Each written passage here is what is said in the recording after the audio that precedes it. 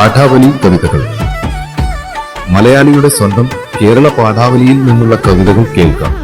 പല പല വർഷങ്ങളിൽ വിവിധ ക്ലാസുകളിൽ നാം പഠിച്ചു വളർന്ന പാഠാവലി കവിതകൾ AI ചിട്ടപ്പെടുത്തി ആലപിച്ചതാണ് ഈ കവിതകൾ.